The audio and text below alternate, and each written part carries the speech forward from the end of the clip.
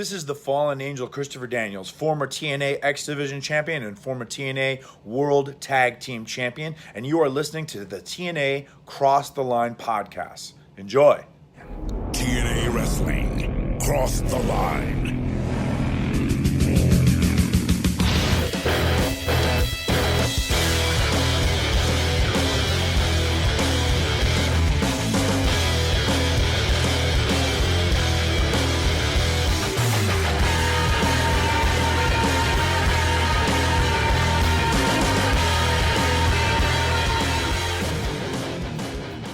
And we're back with episode 268 of the TNA Cross the Line podcast. I am Bob Colling Jr. With me, as always, is Dallas Gridley.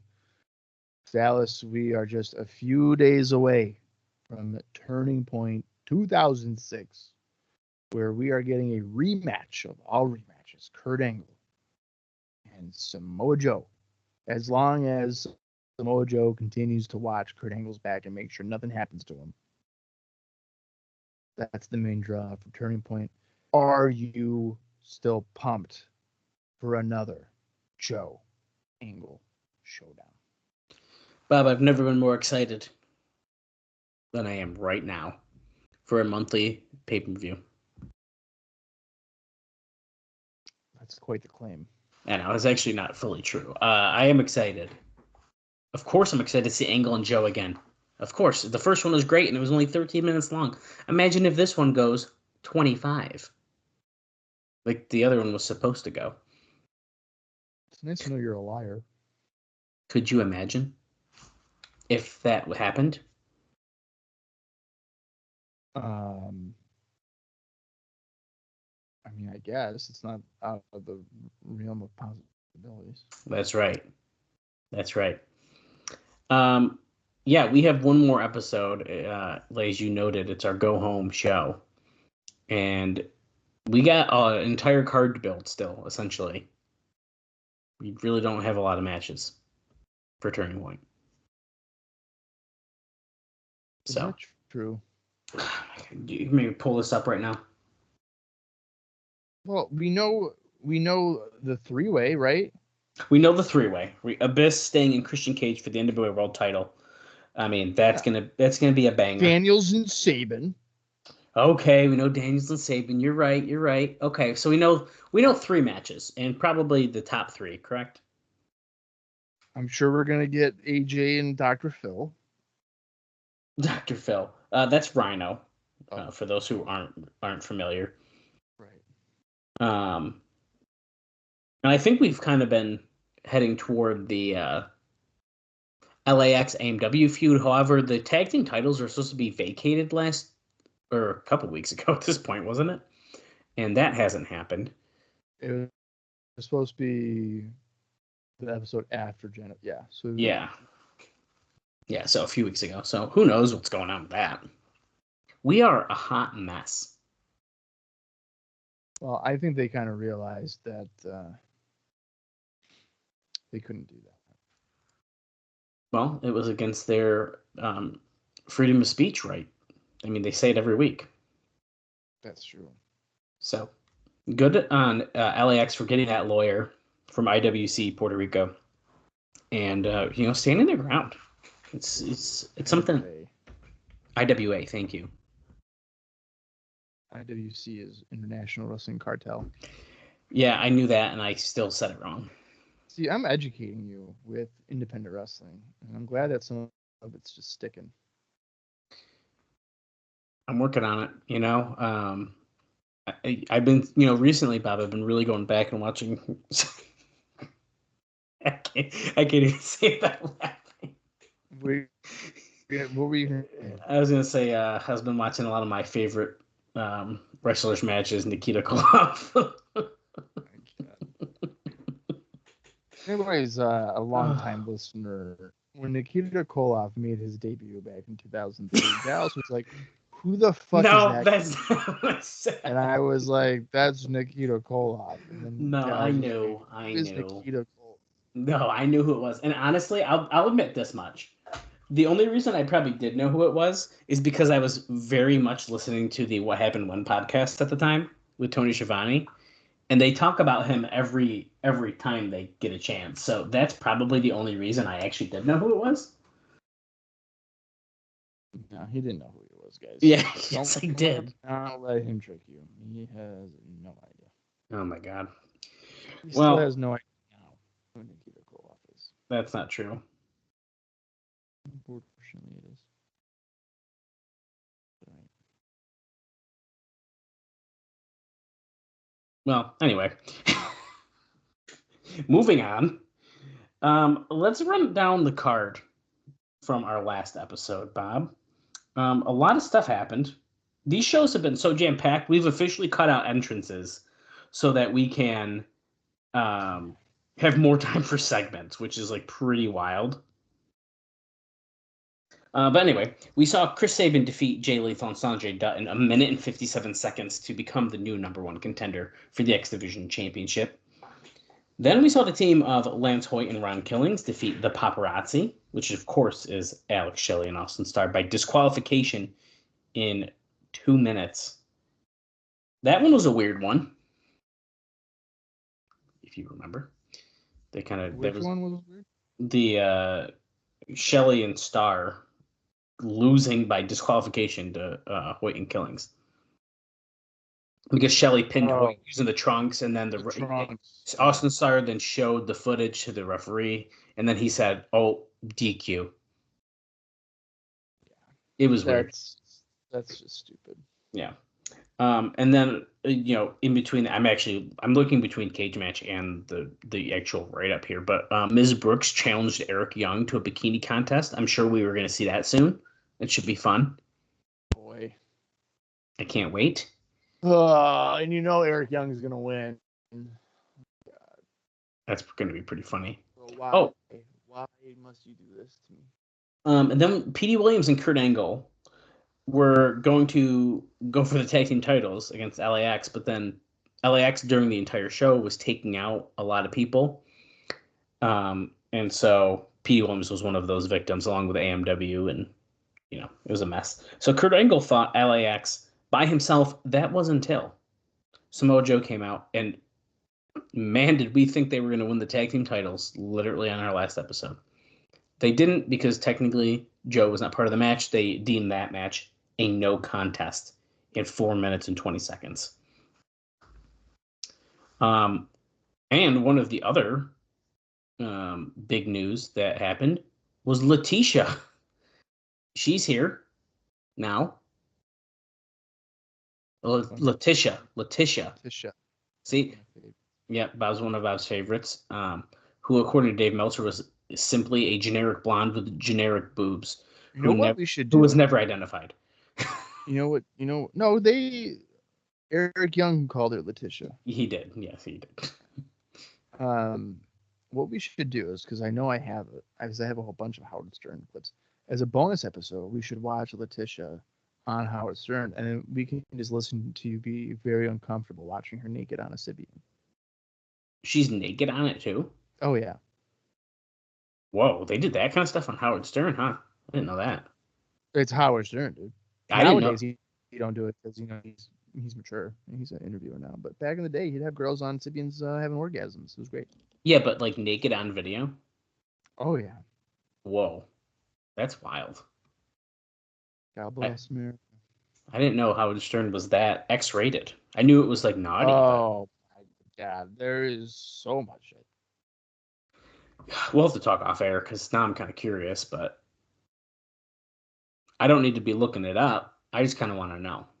What do you mean you don't want to be looking it up? I don't know if I should look it up. I don't know if you could find it like that. Because he likes to copyright strike anything that gets uploaded. Howard Stern. I don't even know what to type in. Howard Stern. What's a good year? 99? I would say Howard Stern XXX. XXX. I'm in private browsing, so I can't be. 2008.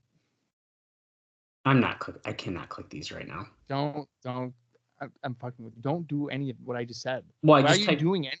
I just typed it in, but now I just don't want to click any of these links. Yeah, don't click them. What if I go to images? Oh my god, it's all blurred. I'm sending you a Snapchat of this. You gotta see what Yeah, my Google, you gotta see what my Google just did. This is hilarious. You're gonna laugh your ass off, bro. Okay, check out that. I'm gonna hit off. What? Is this real? What? This is. I gotta put the blur back on for this. I don't even know where I put my phone. You listen to this? I watch it. I watch the videos. I have a whole. I have almost his entire Howard TV like stuff. Is it actually entertaining, or is this just like a dirty show? It's a mixture of both. Hmm. There's like really gross stunts that they do, but it's entertaining. How long is an episode? Yeah, there's two guys on the show, Sal and Richard. They are absolute moron idiots. Hmm. They will do anything for airtime, and they crack me up. They have done some stupid stuff. Interesting. And Okay. there's hot takes, but even more disgusting. Oh, the more you know. Oh, Bob finally found his phone. You got to see this picture, and then we're gonna talk about TNA again. I mean, we can't. All these girls are just showing their tits. Well, it's just blurs. Google just blurred it all out. I love how it's fucking spank bang. Oh, I forgot you can read them. I just like the visual of everything blurred. It's pretty funny. It's like a safe search, but without safe search being on. Because I can just click unblur, and then I saw plenty. I can't believe you typed in Howard Stern XXX. That's what you told me. I know, but I didn't think you'd actually do it. That's such like a fucking 10-year-old kid who's I had know. that for the first time. Oh, boobies. Yeah, so you type in a person and then boobs. Yeah. Jeez. Oh God. Okay, let's talk about TNA. Well, I mean, I know a different TNA, I should say. Not Letitia's TNA. No, that was discussed last week. I thought what you were gonna say is that that you have like her Playboy or something, and then you were gonna make a joke about that, but then you went to Howard Stern instead. No, I have better than her Playboy. I have her. You can like see her moving. She has an orgasm on it. Okay. What? It's not like we mark this podcast as clean.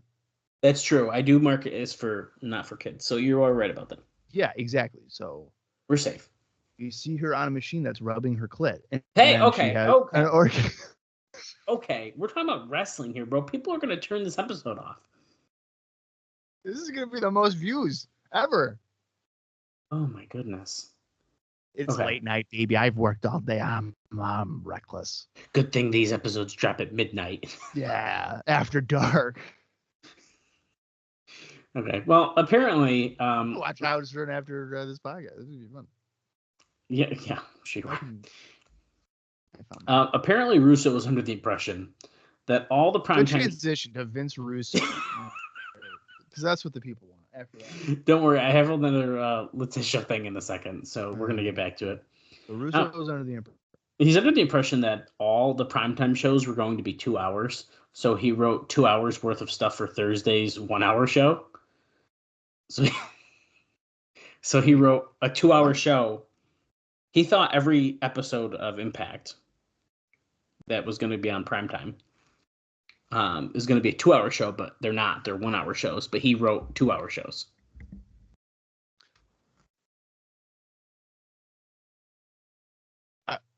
Are we in primetime?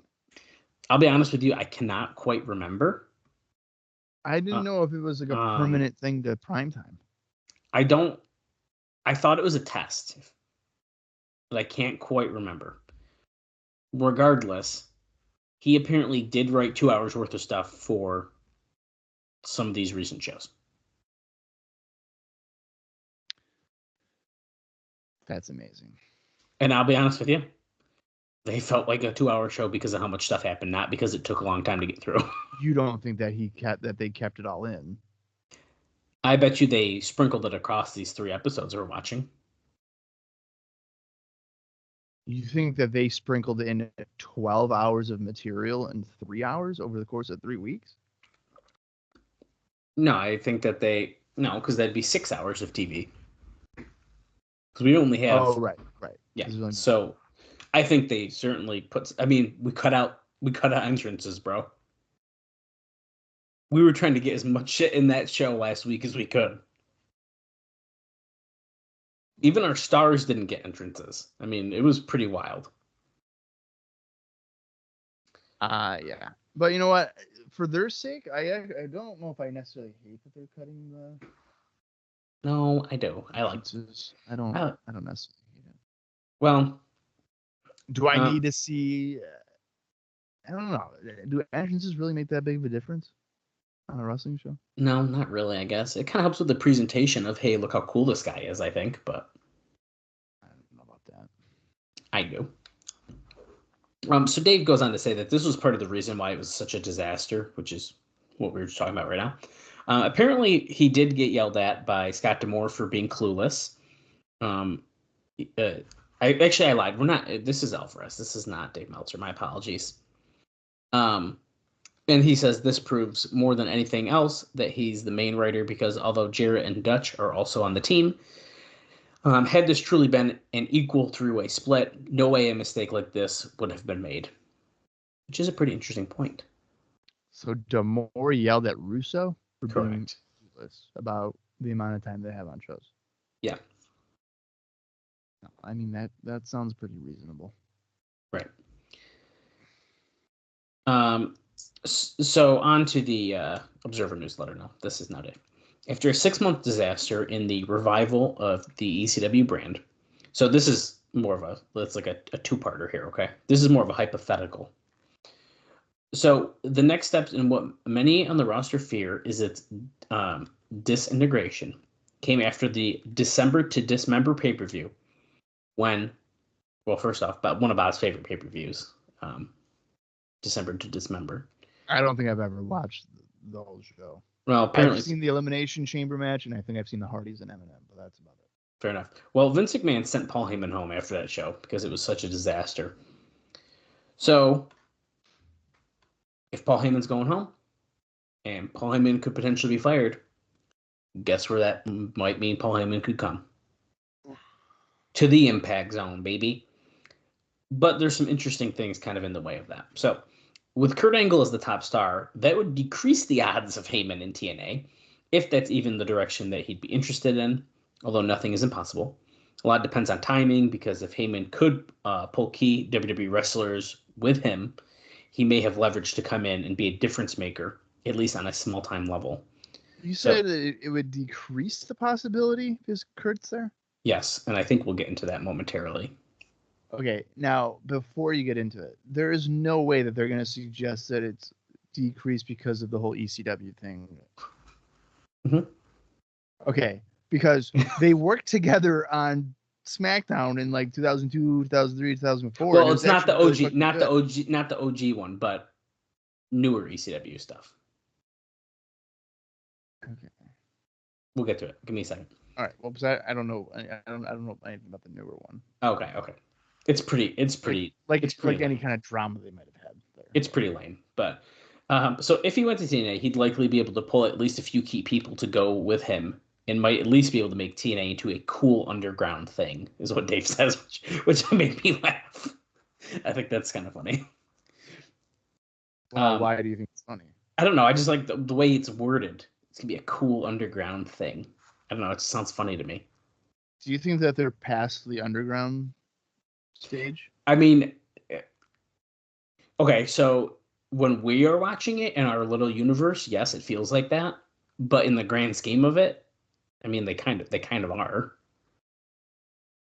They are, yeah, underground, right? Yeah. But us in our universe, like watching it consistently, like no, it feels like we're out of that. The Asylum feels like the cool underground thing. Yeah, but it's crazy to even really think that they're underground when they have Christian Cage, Kurt Angle, Team 3D, all these. Yes, exactly. Coming in. Kevin Nash. I mean, it's ludicrous. But when your ratings are less than what Velocity and Heat were getting, exactly, which blows my mind.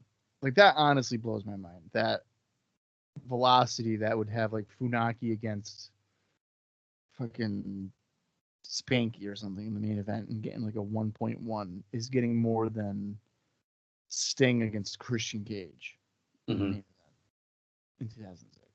Right. That's just It's weird. It's absolutely bizarre. Mm-hmm. Now, this is interesting because it's noted that those in power at TNA would probably be doing everything they can to keep Heyman from coming in, because then it would threaten the power structure, because they'd probably give him a lot of power.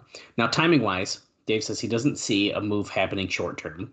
Those in power wouldn't want Heyman in TNA. If Russo fails, he would be the likely person to turn to. But having just been put in, I can't see them making a move to out Russo for a long time. Heyman would have opposition in TNA, but it's doubtful they'll force things on him to anywhere close to the same degree, nor would they have those weird WWE phobias that don't allow anything to work unless they think they created it. Angle and Heyman were on bad terms at the end, since Angle was mad at Paul Heyman that he didn't make him champion in ECW and pushed Van Dam ahead of him. So that's the drama. It's kind of lame. The drama, I had a feeling you were going to tell me it's because of the title. Yeah. And he kind of wraps up here and says, but those in wrestling usually end up being worked out if need to be. So, but this is not going to happen anytime soon. Nobody in power would want him in. No matter what history shows, Vince Russo is going to have to fail with the numbers over time before I'd suspect any thought to change in that position is made. And I guess I had another note that I'll just piggyback off of it here, because we're talking about Paul Heyman, ECW, and of course Rob Van Dam. And there's apparently rumors that RVD wants to come to TNA. And Alvarez notes that he can tell you he's not happy in WWE, and was even more unhappy on Sunday afternoon when he found out he wasn't winning the Elimination Chamber. His wife at the time was in the crowd at the show, and two different fans in attendance stated that after Rob was eliminated, she joined in with TNA chants, which others found it hard to believe that his wife would do this, since she's extremely low-key, as it's written. So maybe he's really mad and he's going to come to TNA. Okay, so we're past the point where he had won the world title and lost it because he was smoking dope. Mm-hmm.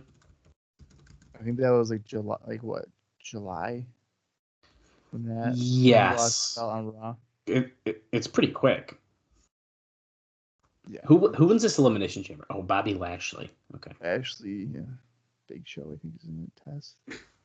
Yeah, Test, Big Show, RVD, Hardcore Holly, CM Punk, and yeah. This card is wild, by the way. I mean, I haven't, like I said, I've never watched the show. Hey, our girl Trinity is on the card. Let's go. She wrestles? She's a manager for the FBI.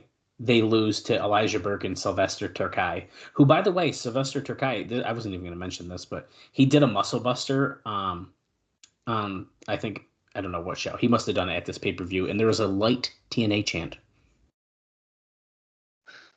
Okay, so RVD not winning the chamber. Did Lashley won it? Yeah, Lashley wins. So he's the champion. Okay, so And RVD is eliminated third, so he's not even in the end of it. Well, right, because Lashley's gonna beat Big Show to win the title. Yeah, of course. Okay, so he's pissed about not being the third brand top champion. So he wants to bail. Interesting. Here's my question. If you could get, if he would come, would you replace Heyman? Or would you replace Russo with Heyman? Even though Russo's only been here for not even 2 months. Well, just over 2 months. Like me personally, or if I was TNA? Yeah, like if you were running TNA and you've rehired Vince Russo to do your creative. It's been just over 2 months. And then suddenly the man, the myth, the legend, Paul Heyman has come up. He's available. He'll come in. You just gotta meet his demands. I don't know. Because the thing is that, listen, we don't necessarily love everything that Russo's done in TNA, but he's also not done all bad. I don't know. Do you think that Heyman would do that much better? I feel like he sometimes is a little overhyped. Maybe I'm crazy here, but Are you joking? like sometimes. I'm not saying Vince Russo's better. I'm just saying. I'm telling you right now, if it was me, You would just do it? Oh yeah, Vince is fired. I think you make him, Russo, and Cornette all work together, and then like too bad. Oh great. Figure it out. You know what I would do? I would trick 4 guys to be in the same room. They don't even realize it. That's what I mean. Russo, Heyman, Cornette, and Bischoff. Ooh. And I'd sit there and say, "Hey guys, you're all working together." Good luck. Could you imagine that? I mean, I gotta need you guys to write a 40-minute television show. Go ahead. No, I'd like to. I mean, I guess it'd be interesting. I wouldn't be opposed to the idea. I think it'd be kind of fun. Well, Bischoff's first thing would be like, how can we recreate the NWO? Well, I'm not saying that part. I'm talking about Heyman, I guess, again. But and then Cornette would be,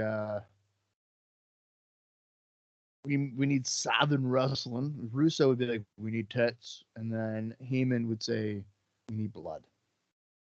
I don't know if he would. Probably not. Listen, all I'm saying. Okay, if we're talking. Yeah, right. Which in theory sounds great, actually, right? So yes, fire Russo. But if we want to look in theory, at this point, if he was booking ECW and he had this fucking shit ass pay-per-view that just happened, I don't know. That's all I'm saying. That's all I'm saying. Hang on a minute. Context. Yes, context. ECW was not good. This was not good. Can I give you the context? You're not even letting me give you the context. Yeah. Heyman wrote an entirely different wrestling show for that event, and then McMahon was like, no, we're doing this, and Heyman was like, this isn't what it should be, and Vince was like, it's my way or the highway. So then Paul Heyman was like, well, I'm taking the highway after the show then. So then he left. I don't know. It sounds like Vince sent him home, according to what my note says. Yeah, no, Heyman left because he was not going to work under this environment. Number 2, if you compare the ECW roster to the TNA roster, good fucking luck trying to make ECW better than TNA. But guess what? What kind of ratings are ECW doing? Fucking 2.0s and bullshit. They're doing double. It's a station they're on. Sci-fi? It's a station they're on, bro. Come on. You've even explained how many televisions have each of these networks, and they're all pretty much the same. Pretty much, but I don't know. Let me go back. Let's see. It was like 91 million, and like I think it was like a couple of 100,000 off. It's not loading. Well, we'll never know now. Great. You have a show that has a fucking vampire, Kevin. Okay, hold on. Okay, and you have to work with that. And meanwhile, on TNA, you have fucking Kurt Angle. You're gonna knock Kevin Thorne. I like Kevin Thorne. So do I. So why we should talk? This is my point, though. He's like, this is what I'm working with. He's working with a mixture of guys that are casted off of fucking SmackDown and Raw, and then developmental guys. I was trying to find a roster for you, but it's just not loading. For ECW? Yeah. I can name them all. Marcus Corvan. No, he's not there yet. Little Guido.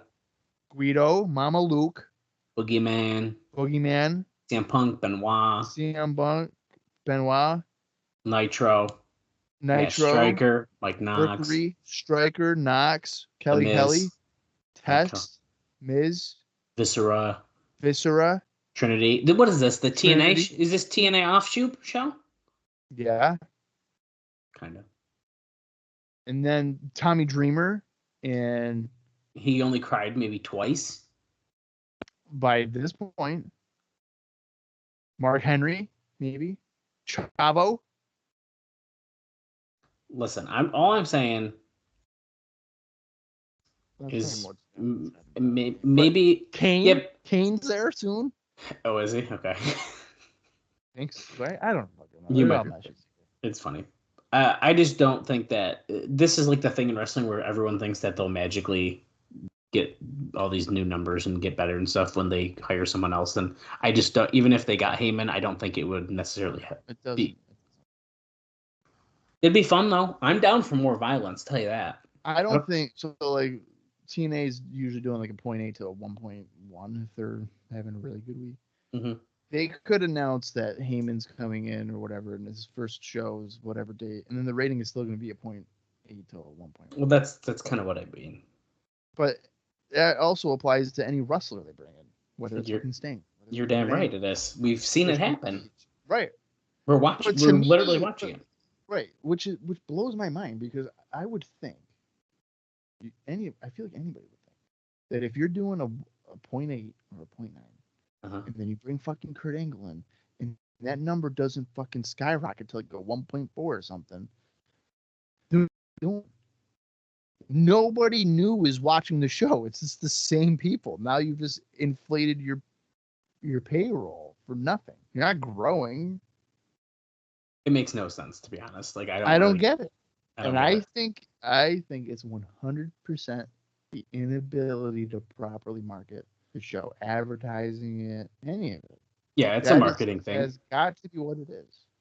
And I don't think their time slot at this time was helping their situation at all, but it's a marketing thing. Thursdays, whether it's at 9 or 11, I mean, that's heavy competition. And then right now we have football that we're dealing with. We have college football that we're dealing with, college basketball that we're dealing with. There's a lot going up against these guys. That's what I mean. I think Survivor is technically on Thursday. It's Wednesdays or Thursdays. Yeah, we're getting screwed. You have heavy competition. There's no doubt about it. Getting screwed. But in the same breath, right, on Mondays, I mean, again, you have football directly, various sporting events. And then Raw is still doing, like, at this point, is still doing mid-3, sometimes 4, depending if it's WrestleMania season. That's true. They got the name, though, you know? I know. It's weird. Well, no, you're right. I mean, they've been on Mondays for...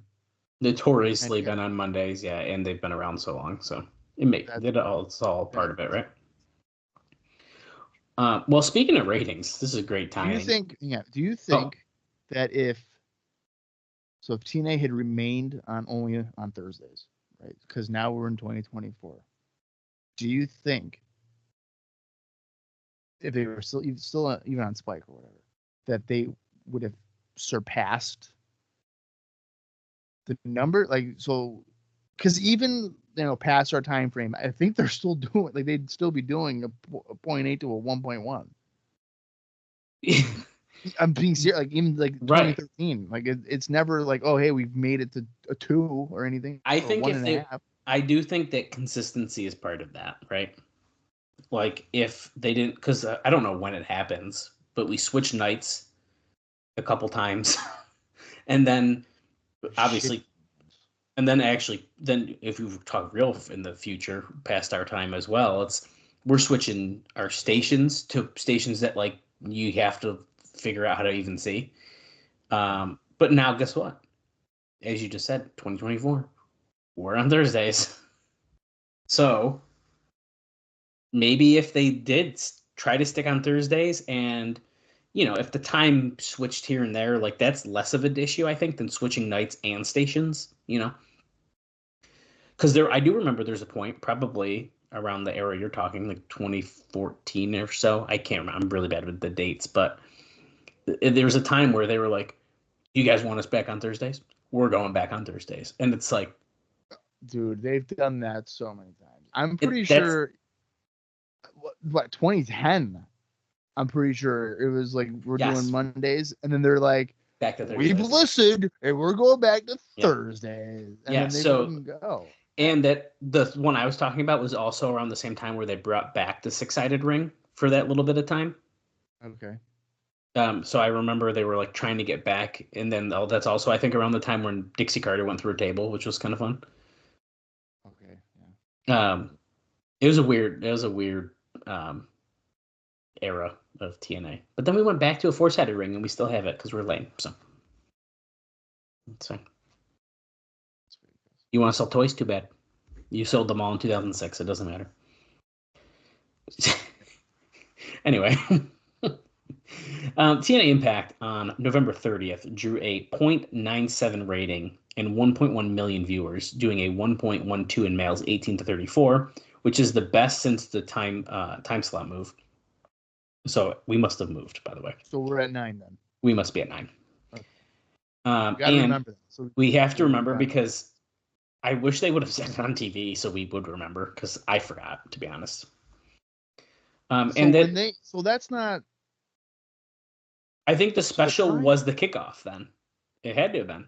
It had to be, right. It had to be. But it's only 1 out, not 2, so it's just 9 to 10. And I think that's what happened. So Russo he wrote that first one that was 2 hours. We went to the pay-per-view, and he assumed the next couple were all going to be 2-hour shows. That's not the case. But we are at 9, I think. Yeah. No, we're definitely at 9. If that's the switch. Okay. That makes sense. It's funny because we talk about day change and stuff like that sort of affects us with our posting schedule. The timing means absolutely nothing. So over my head that we're at 9 o'clock. I mean, realistically, it doesn't. If anything, I would anticipate the shows to have stronger matches because it's 9 to 10. Well, now we can keep that in mind, I think. Yeah. And that actually might explain even these past couple shows. We've had some Christian Sting. We've had even Angle and LAX trying to go for the tag titles. Like, it's not as big, I don't think, but you know what I mean. It's still like. No, I get it. So who knows what we're in for today. But continuing on. So 1.12 in males 18 to 34 and a 0.54 in males 35 to 49, which is around half the usual average. And Dave says, I couldn't give you a clue as to why, although the NFL doesn't help. So that is playing a factor here. Even with the better time slot, the shot did not have a consistent build. It opened at a 1.0 for the Christian promo and Sabin versus Lethal versus Dutt. They lost 68,000 viewers for the LAX promo and that terrible Styles Mike Tenay Rhino promo, which we actually liked, and I forgot it happened. So Dave did. I mean, okay, he might be saying terrible in the sense of like AJ's acting, maybe in some spots of it. But I thought the story attempt, I didn't think was horrible. I don't either. And actually, I wonder if he makes a comment up in his write-up. I've been skipping these write-ups a lot because, I don't know. They're just, we don't usually need them unless we're looking for a thing here. Playing heels. Yeah, he was overacting. Something fierce. I think that the idea is that Styles is bitter because he grew up dirt poor. After 4 years in the company, this is the first time we've heard about it. He and Tenay ended up arguing as Styles told Tenay he really didn't know him. Yeah, so apparently he just doesn't like this segment. I can see where he might have not liked AJ's delivery on some stuff. I could see that, I guess, but call it terrible, I don't know. I don't think it was terrible. I don't think. But good news is after that promo, they gained 11,000 viewers for the Nash backstage deal, Hoyt and Killings versus Shelley and Starr, some VKM stuff, and the Sting promo with Abyss. And they gained 68,000 viewers to a 1.01 peak for the LAX versus Angle and Joe match. So, interesting. And he goes on to say that what is interesting is how UFC follows wrestling. So this is kind of playing off the idea that TNA is now earlier than the UFC stuff, essentially, because we used to lead in with UFC. So he says what is interesting is how UFC was going to follow wrestling as compared with the other way around. When TNA followed UFC, TNA would have its largest audience in the first 15 minutes and then lose them greatly as UFC fans turned off. In the other direction, wrestling fans turned off Spike immediately because Unleash opened with a 0.75. So that is very interesting, I thought. And we're not going to go into all of UFC's rating stuff because it doesn't affect us at all. I want to end here on a Letitia note because we were talking about her. I was going to save this, but let's just talk about her real quick, and then I have a couple smaller notes for during the show. Nothing really that crazy at all. But the new interviewer, Letitia, is not someone from Spike per se, Spike does want TNA to have more women on the broadcast, but she was a TNA acquisition. Jesse Ward, who works backstage in production, and Dave Notes, who some of you may remember because she got into wrestling by being on Tough Enough in season 2 and quit because she felt Linda Miles was being too rough on her and wound up working backstage in WWE. So Jesse found her somewhere. He doesn't know where, he just has found her somewhere. She was brought in several weeks earlier for an audition, which she was absolutely horrible in. So, of course, she got the job. Jeremy Borash is said to be unhappy over it, and there are people surprised that Jeff Jarrett didn't stand up for Borash on the move. Borash and Vince Russo were tight in the WCW days, but had a falling out later. Borash is still on the air doing a segment where they plug merchandise, but that's another negative because Don West, who was doing it, is much better in that role. And even Alvarez makes note that some people thought that Letitia was actually Goldilocks when they first saw her. They thought, oh, come on. I mean, I thought it was pretty clear it wasn't, besides the fact she's blonde. But it made me think, like, it would have been so cool to get the little throwback and get Goldilocks back if they really wanted to do that, I thought. But they weren't going to fly her in from, LA or something. Now, did you... I looked up Jesse Ward. I didn't, so continue. Jesse Ward.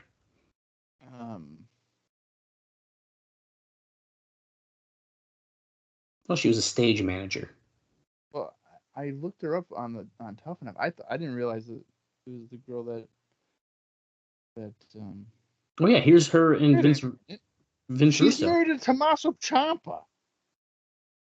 Like currently? Yeah. Whoa. What the fuck? Okay. Well, whoa.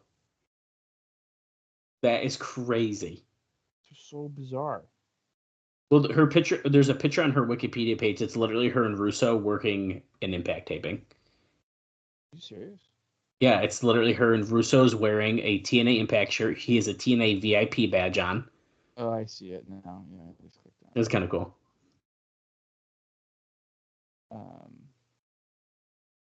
Well, she worked on Cajun Pawn Stars, Big Brother, Northwood Law, and many other television programs. Wow, she is all over the place. Good for her.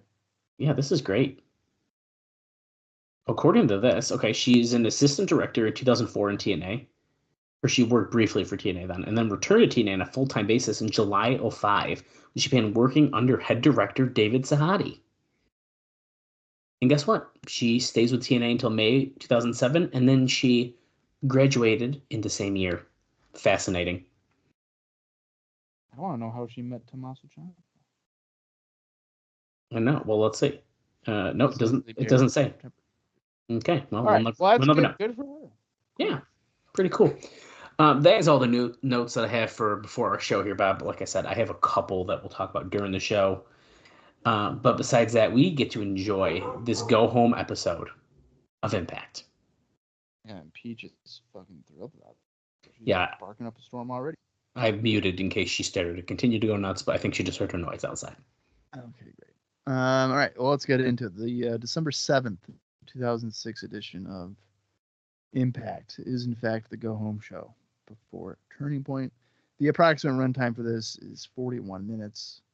I'm going to count down from 3. When I say play, that's when we're going to watch the show. If you want to watch along with us, head over to the TNA Plus app, or if it's your own personal collection, that will suffice as well. So here we go. 3, 2, 1, play.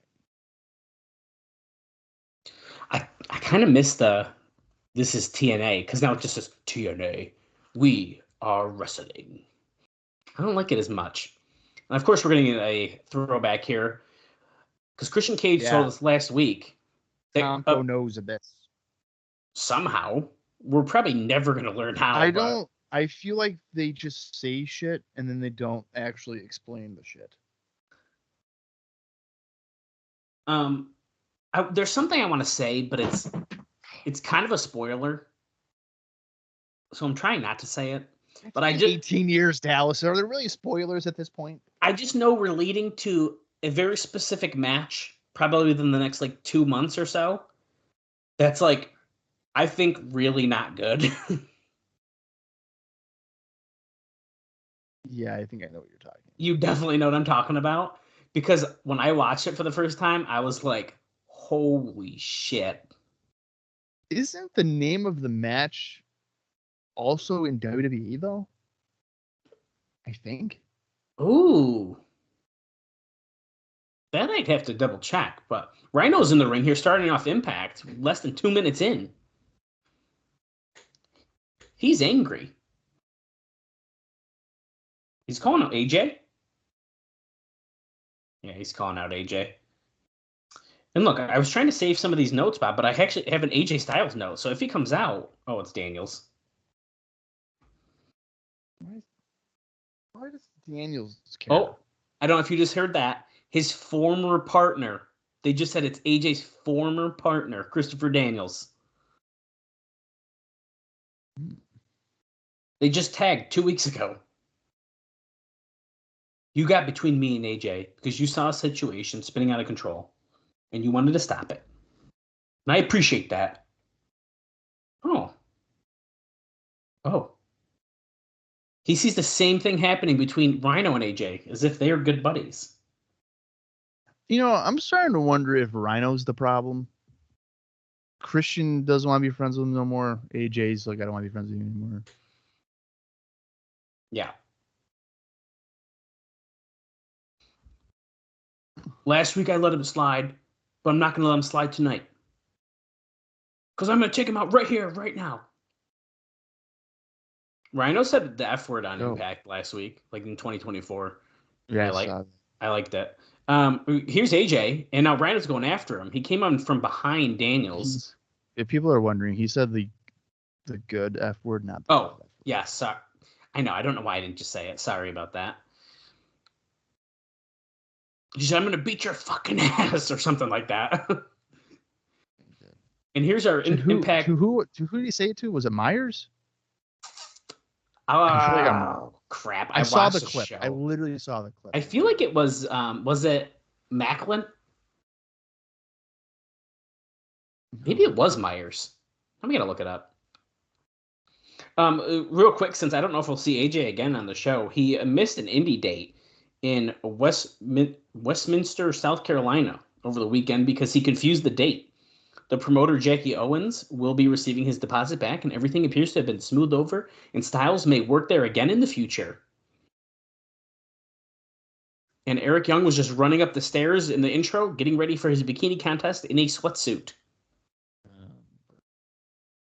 What did they just say? No morals, no mercy, something. Yeah. I don't know what that means, but. Wow, LAX is coming out. I love this up high camera angle showing the barbed wire on top of their entrance area. That's kind of cool. Camera coming in from behind.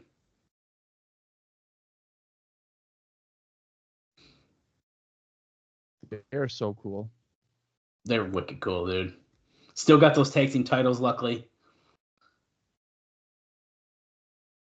If I was, if I was ever in prison and these guys were in prison, I would join their group. I don't know if they'd let you. I would ask if I could. I mean, that's a good idea. I'd be like, can I be your friend? I want to join. Here comes Petey Williams. Turncoat. He's a turncoat, Petey Williams. Turncoat. He's formerly Canadian, but now he is pro USA. And he has horrible generic theme music now. Yeah, it's really bad. And he's facing off against Homicide. This could be good. Bob, I don't know if you saw this. I just saw this earlier, but I'm seeing a post on Twitter that says it was actually from 3 days ago. But in 2024 here, as of this recording, Conan has apparently been hospitalized for the last 26 days. I feel like I did see that. And he had I'm going to mess it up how to say it. So you got to help me here. It's the thing Kenny Omega, Brock Lesnar had. Dive. Here's the thing. If you're expecting me to pronounce it without even looking at the word, diverticulitis. No, I got it. Anyway, because I know what you're talking about. I got it. Diverticulitis. I got it. Okay. I like And how other you can health issues. pronounce that, but you can't pronounce other basic words. That's great. That's fucked up. Well, it At happens. least I know how to say a lot of Japanese wrestlers' names, because when you do your indie notes, you can't even say that. I don't. I go, good luck with that. I'm going to call him Steve. I have no idea who that Steve. is. I don't know any of them. Of course, Hernandez and Conan are watching ringside as Petey Irish whips Homicide into the corner, up and over, Petey onto the apron. It's why I hate when fucking Senshi goes to like Noah. It's like I can't pronounce any of these fucking names. It's bullshit. He's there for 3 weeks, and you have to tell us about every tag match. Marufuji who? Marufuji. Look at the crowd is getting behind Petey, sort of, but only because he's calling for the Canadian Destroyer. I don't even. He should just call it the Peace Treaty. That's not a bad finisher name. Oh shit, the Gringo Killer. Oh my god, that counter was sick. Here comes the Peace Treaty. Oh, he couldn't get it, but he got a roll up. Oh, but he pinned Homicide. Whoa. Okay. Why the fuck would he pin Homicide? He couldn't get the Canadian Destroyer, but he hit a sunset flip and he pinned him. Why would they pin Homicide? Because look, he's getting his seat back after anyways. Because, of course, LAX... Oh, shit. Border toss to Petey. Let's see. Is he going to hit it or is he going to slip out? Good night. The border toss is really good. Dude, that's a good move. Buried in the flag. And who's coming down? Unfortunately, Conan's hip. Here comes the AMW. Gail Kim. What Storm. What a bizarre move to do on when you're running in to make the save. I'm going to leap into you backwards for a wheelbarrow bulldog. Yeah, that was James Storm who did that, and it looked very odd for him. It's just bizarre in general. I feel like, you just do a spear and you mount a guy and pummel him. You don't run off the ropes, turn your body, leap into him, hoping he'll catch you, and then you do a bulldog. Look, Gail Kim's using the flag as like they're a bowl. She's like, come get it. I would do it. Holy shit. Did you just hear the match they just made for tonight on Impact? I believe I did. Sting versus Kurt Angle versus Samoa Joe versus Christian Cage versus Abyss. What is this? The VKM newsroom. Is this their version of like the SNL skit? Yes. People are protesting Bush, and Kip says the only time I protest Bush is when I can't get in it. Oh my god. There's protesters everywhere. BG, can you tell us what's going on? DX sucks. He's in a crowd of people. 2 words, grow up. I'm trying to read the signs. I love how it says 2 words, grow up, and then they're doing stuff substantially more immature than what they're doing on Raw. There's children. There's women. There's men. I got quite the note on this, Bob. You what? I got quite the note about this. I want to see what else happens before we talk about it, but stop it now. You can barely hear. Oh, he's not wearing pants either. This is weird. I don't Okay, so you ready for this? No rules and no mercy. So that main event is gonna have no rules. Oh, up next, Eric Young's for the bikini contest. Does my body look fat in these? He's in his sweatsuit. So the James Gang, Vince Russo, and Jeremy Borash, Bob, went to the WWE house show on December 1st in Knoxville to shoot footage for Impact. We're back from commercial, and we see Tomko, Christian, and Father James Mitchell and Sting. Everyone's talking in like a highlight package. So they did some filming outside the building with supposed fans with VKM and TNA posters, having them cheer. They did a deal where they went to the box office to buy tickets and got mad because ringside was $50. He says that doesn't sound smart, being that TNA will likely be charging that when it does pay-per-view shows and charged more for ringside the last time they were at the ECW arena. Apparently, everyone but Russo ended up going in the building and watching the show, but obviously they couldn't film anything inside the arena. This stuff would be so much smarter if they had Nash and the X Division guys do it, because Nash was the right kind of sense of humor to pull it off. And Dave says, actually, I think BG does well, but the problem with BG is he's an established mid-carder. Kip is all wrong for it, even though he's done this role well in the vignettes. The problem is that it's so 1998 with the same characters. So we're Paparazzi Productions here. Kevin Nash. He's worried about someone. There's psychological aspect of them.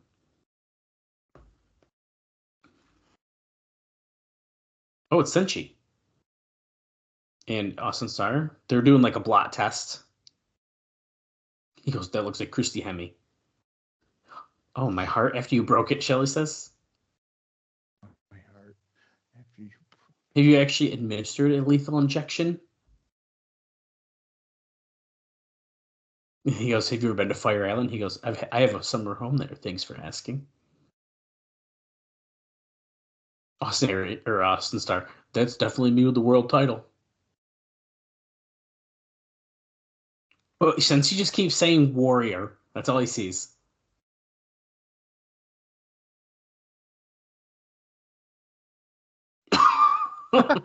You're telling me to some degree that doesn't look like Jim Hellwig?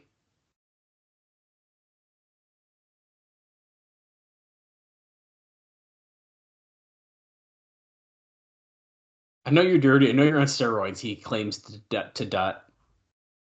He calls him a gas head. What's this look like? Testosterone? The juice? This Sunday, welcome to the PCS. Letitia's here with Eric Young. Oh, it's at Turning Point. Okay. I'm going to lose my job. I feel terrible.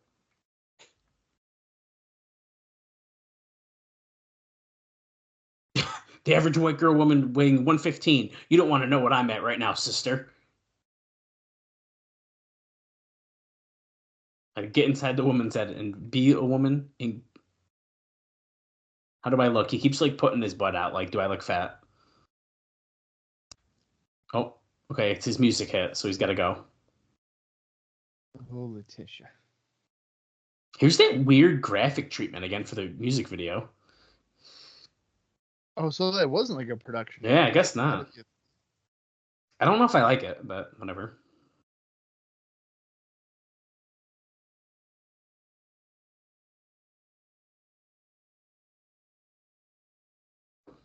I can't wait to see this bikini contest. What in the world are they about to do? I don't want to see it.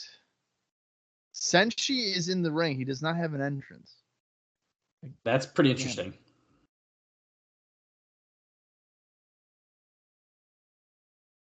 That's really weird because as a viewer, you are programmed to think that the person not getting the entrance is going to lose. You think that Eric Young's going to go over Senshi? I mean, if you're a traditional wrestling fan, that's how you're. Well, we're never going to find out if Eric Young doesn't get in the ring because he's been jagging around it and now he's doing push-ups. Oh, Senshi said no way. There's no way Senshi's losing to Eric Young right now. There's no way. I hope he takes his little sweatsuit off. Eric Young's got a bikini on and he pins Senshi while wearing a bikini. That'd be hilarious. I mean, you never elbow drop in a bikini and he just pins him 1, 2, 3. It'd be great. You never know what'll happen. I don't know if Senshi could handle it. I think Brandon would have an absolute meltdown. Oh.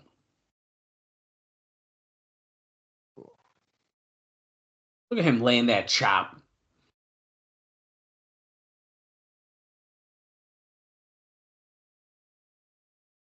Get him, Eric Young. Chop. Punch. Punch. Another one. Off the ropes. Kick to the midfield. Oh, oh. Oh, Rhino's in this match too. They're talking about. Did I say that earlier? I don't know. It sounds like this match is fucking loaded. If Rhino's in it and there's no rules, AJ Styles is coming out. Yeah. As Don West said, normally you'd have to pay $40 or $50 for a match like this, but you get it tonight on Impact. Bob, I'd have to assume they announced it on the website or something because they're acting as if we knew the whole time. I'm sure they would have. Oh, Eric Young coming back with a couple right hands. You know here. what? Well, here's the thing too, Dallas. Again, context is important. Spoilers were definitely out on the internet, so fans would have known anyway that this was happening. Oh, if you're internet savvy. True. They probably announced it on the internet, on their website. Whoa. Up and over. Onto the apron. Slides in underneath Senshi's legs. Tracy Brooks, or sorry, Ms. Brooks, is around ringside here. Is she going to whip her tits out? Oh, Guys in the truck. Go on the other side. Eric Young is mesmerized. We're only seeing the back view, so we can't see what's happening. I'm sure she just has a bra. Well, I feel like the crowd that was behind Eric Young did not react at all, so I don't know what it was. Wasn't anything.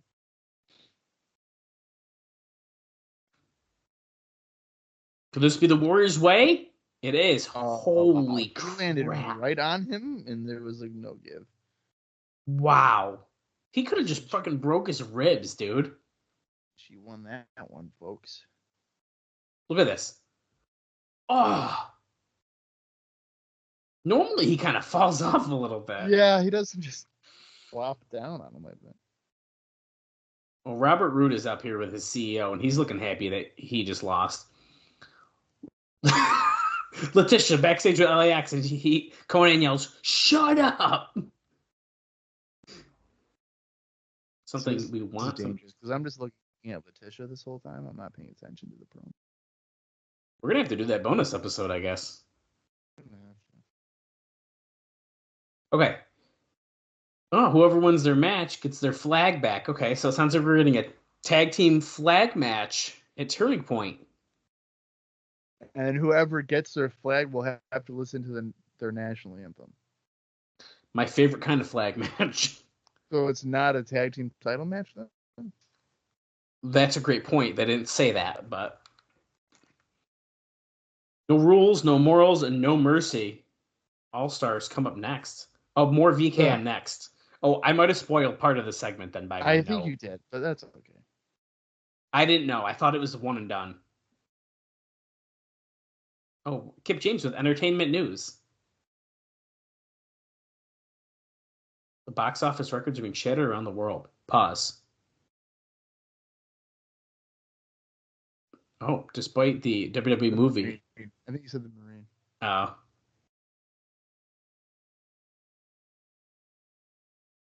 Oh, Bee Gees in the Dark. We're in the actual movie theater, and we snuck a night vision camera in.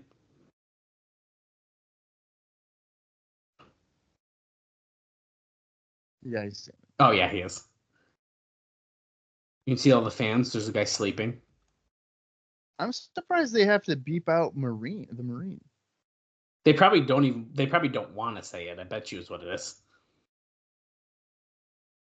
This guy's sleeping. What do you think about it so far? Enough said. Okay, so the Marine's not even that bad. If I remember correctly, I also don't think the first one was that bad, but right. Jim Cornette's in the ring. Okay, I'm gonna controversial take right now, Bob. These VKM segments I like significantly better than the past few we've been seeing. Yes. I like that. I like the way they're doing these ones. The news thing's kind of like hokey, but like in a good way. The other ones felt like we're throwing a water bottle at a target and like laughing about it. Like, I don't know. That's like stoner humor. Yeah. Even worse than stoner humor. It wasn't good. I like these comparatively.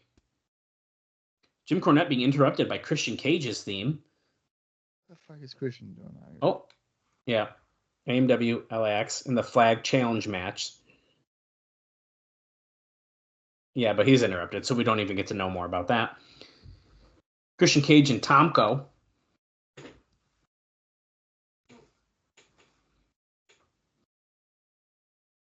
Do you think Tomko is going to wrestle on Turning Point, or we're going to wait on that? No, I think you gotta wait. I don't even think he's that big of a name that he would need to. Before. Well, that's true. I'm more curious to see him in the ring, to be honest, on TNA. I like Tomko. I like Tomko's look. His music when we eventually will hear it. Seriously. Oh, he's getting some heat here. Yes, of course. He made a reference to LAX flaunting their constitutional rights about the tag team titles and the burning of the flag. Oh, you forgot about the hiring procedures here in TNA.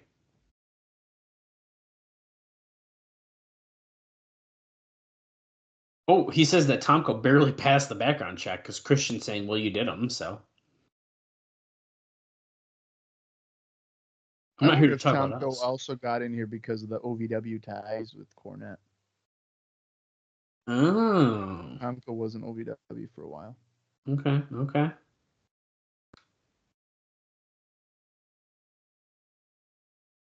Well, it would make your stomach turn. It would make you sick.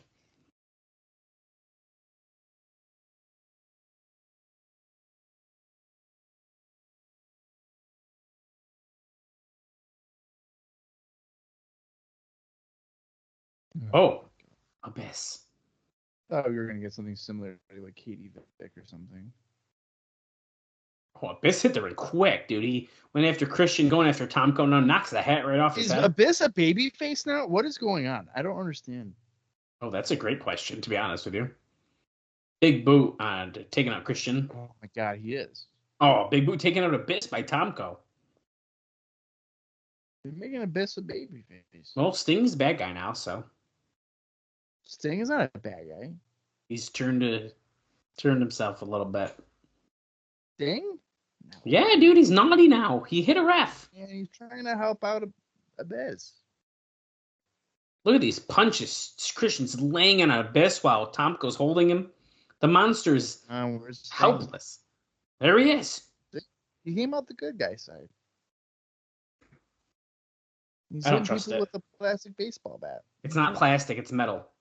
That's not a metal baseball bat. Yes, it is. No, it's not. Yes, it is. Sting uses metal. No, he doesn't. That would be a wooden baseball bat. He uses wood. You thought that Sting was using a metal baseball bat? No, I forgot that it was wood. Oh my god, I was gonna say. Sting is gonna shake the hand of the monster Abyss. One of my favorite things was as a kid, I always thought the 2x4 with Jim Duggan was real, and I saw him. No, just fucking. Holy shit, dude! Well, He this shook is the not a hand. fucking baby. I thought they were doing the Mega Powers handshake, and then Abyss pulled him in and hit Sting with a black hole slam. Suckered him. He swerved. Damn, Sting. that was good. What the fuck? Well, as I was saying about Jim Duggan, I always thought the 2x4 was legitimate, and I think it was on WCW. He like smacked it against something, and then it bent. So it was, like, It's pretty rubber. funny. It's fucked up. But Jesus first, more from Christ. VKM. This match is insane. Although, no, first the TNA Spotlight. We're selling some merch, brother. This Sunday night, TNA presents Turning Point. Torrent just looks dead in the eyes now. Jerry Oh. Lynn, the special referee for Saban and Daniels. Oh boy, Okay. I like it. Saban's gonna win that, and Jerry's gonna be pissed that he's gonna count the fall. I can just see it happening now. The Paparazzi Championship Series is going to be kicking off. And of course, VKM. They're going to be here. Why does he have a chair that just says VKM with a little sticker on it? The buzz of the wrestling world, VK. I don't know about that. Abyss, Sting, Christian Cage for the title. These are really weird pictures of them for this match graphic. Dude, I was just thinking the graphics for this feel like I'm watching an independent wrestling DVD. This one's better. Yes, that's the rematch. But this whole thing looks like it's a poorly edited indie wrestling DVD. It's kind of weird, yeah. I don't disagree. It's not our strongest graphics. Oh, we're hearing from Kurt Angle why he gave Samoa Joe the rematch. Oh.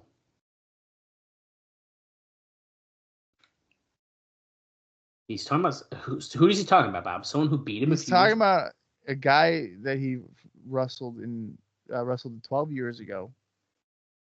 That he knew that he could beat, but he lost. So this is why he's giving Samoa Joe a chance. I missed the context of how long ago it was. And I got redemption and I won. I won a gold medal. Okay, so it's during his Olympic time. Yeah. Okay.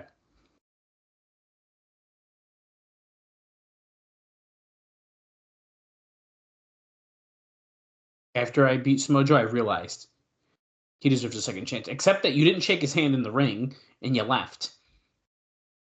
Yeah, but since then he has. Yeah, since then, I guess. Well, here's Joe. I gave my heart, my soul, and everything I had because I was the best. Wow, his nose really sticks out.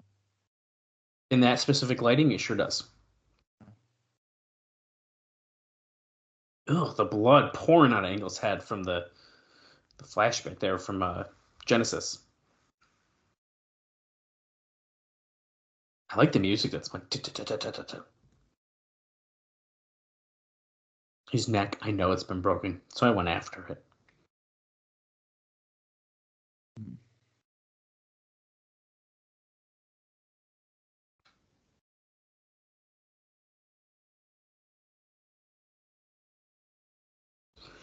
Is there fear inside of me? Yeah. Am I going to lose sleep? You say, yeah, he is. Yeah, he is. Yes, I am. He's one of the best wrestlers I've ever faced.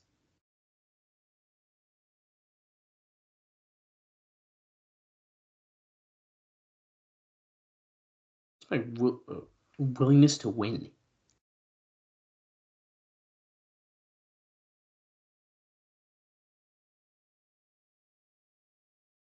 Pringle took all my hard work. That's right. 3 taps on the mat, baby. You did it. You didn't want your ankle broken, so you tapped out. What'd you expect, bro?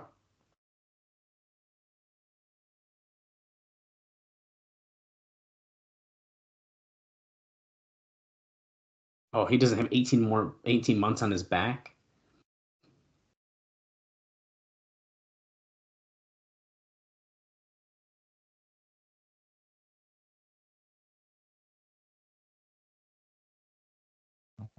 Oh, am I gonna be crippled, paralyzed? He almost did it last time. He's got a chance to do it again. See, the right time they shook hands. They're fine.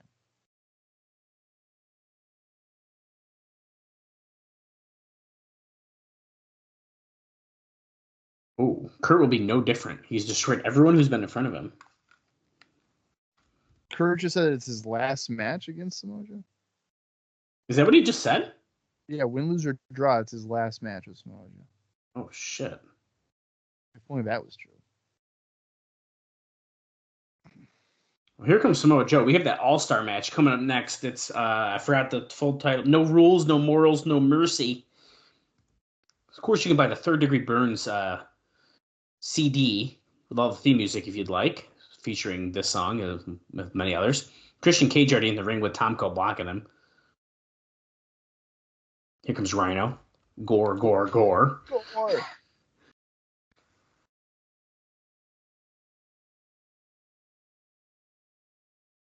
By the way, if you're following along... Oh, AJ. shit, AJ. Okay. I knew it. We're at 30 minutes, 30 seconds into the show. Why does AJ care this much? Because he was poor? Does the sweatshirt trigger him or something? I don't know. It's got to be the sweatshirt, dude. Gotta be. Security When I can't think, even stop when I think this. trailer park, I think sweatshirt with a hood. Sweatshirt and hoodie. Well, Sting, Kurt Angle, and Abyss are still coming out. So Rhino's not even in the match. He just got taken out, it seems. What the fuck? What kind of bait and switch is this bullshit? Bob, this match is bonkers right now. Why is this on Impact? I will hold judgment until we actually see the match because this could very well be dog shit. You're right, but imagine if they had, a ladder and it was like they had to hook the belt up Oh my god. and there was a shark cage. Yeah. Right. This sounds like a good King of the Mountain match. That's all I'm saying. You can't tell me it's not. I can't tell you what. That it wouldn't be a good King of the Mountain match.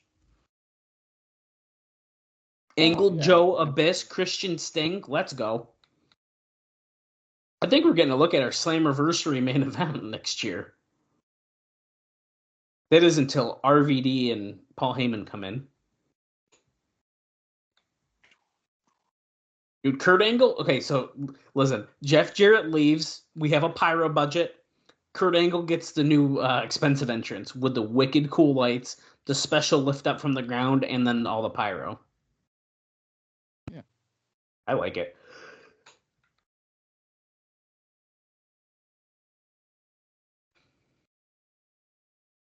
You need one of those like velour jackets that Angle's got. You think I could pull that off? Oh yeah. In fact, I think I know where you could get a Team Angle one. Is that real though?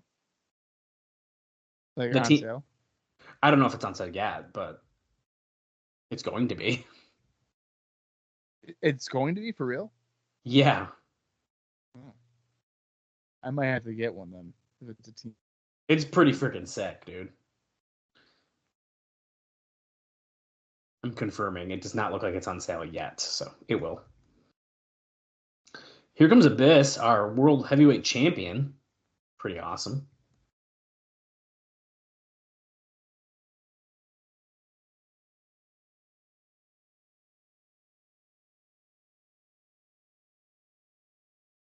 Do.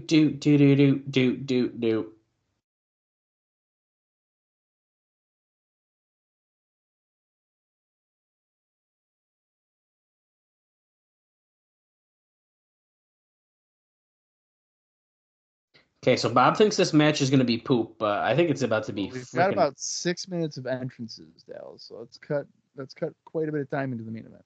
That's how it happens, man. This is a time where they should have cut the entrances for the match.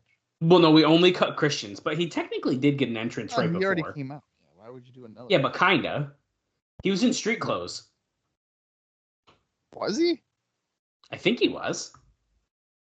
Tomko Oh no! was. Oh no! I'll look at. They're all going out of the ring because it's apparently a 4-corner match or 5-corner match. Oh well, Samoa Joe just tagged in technically, and Kurt Angle's in the ring. I thought there was no rule. Oh, that's a great point. This is dumb already. Okay, so Christian came out in a t-shirt and his gear, so technically not street clothes, but he wasn't wearing his entrance gear like he just was. So they definitely filmed things a little bit weird. Christian's in there. He just got a belly-to-belly suplex by Kurt Angle.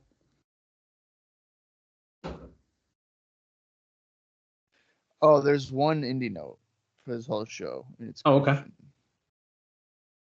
And for some reason, I clicked away from it. God damn it.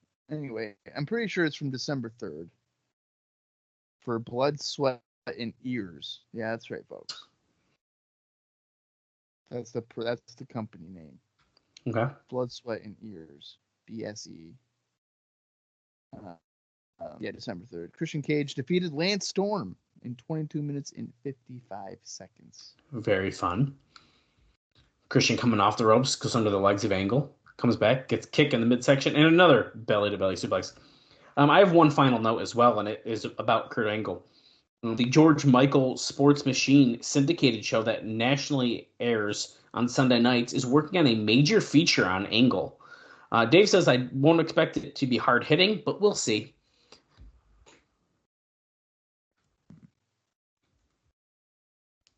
We're going to commercial. Great. Who's going to be in the ring? I'm going to guess it's Abyss and Samoa Joe. Oh, it's the same guys. It's the same headlock. Wait, Tanay has been handed a memo. Turning Point this Sunday on pay-per-view. AJ Styles, one-on-one with Rhino. In late breaking news, VKM are going to perform live and in person. The next really bad skit at Turning Point. They're still going to do live and in person. Their next really bad skit. Great. Yeah, but I think the news one wasn't really bad. The news one wasn't. That was fine. Abyss is in here with Kurt Angle now, who Kurt Angle was off the ropes, but Christian got a foot up. Uh-oh. Shock treatment to Kurt Angle? Good night. Wait, so the flag match is a ladder match? Is that what they just said? I think they said the ladder will come into play to get the ladder.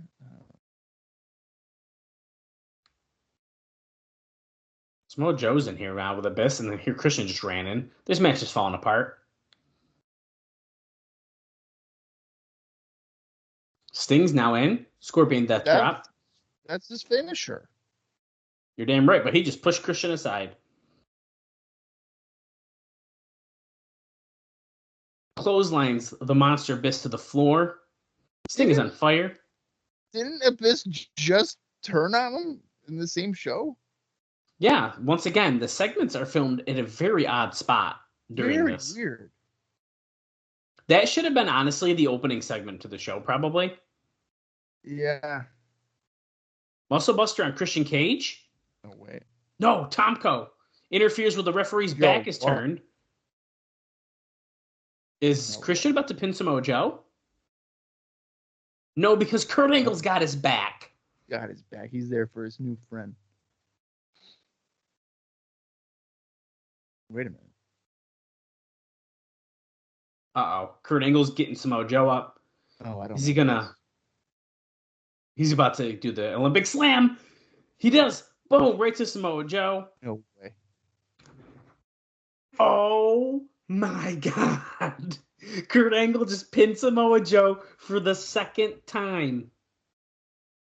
Holy shit. No, wait. What? That's the first time Joe's been pinned. Oh, he tapped out. You got him submit him, yeah. So Joe has no... Wait, that might be worse. That might be worse. I think that's worse. You're right. Okay. He beat him for the second time, but in a different way. Yeah. Ooh. And we're going off the air with a music video. 2-minute music video? Jeez. Type up turn. Okay. I don't know how I like that. Right? I don't like that. They're supposed to fight in 3 days, dude. I don't like that at all. Oh my God. How are we fumbling this so bad? 3 days, and he gets pinned. So, all right, I get it. I get it to an extent because, now the mind games, Kurt.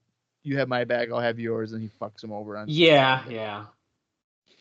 But at least as a Samoa Joe fan, we had that little bit of hey, he's never been pinned.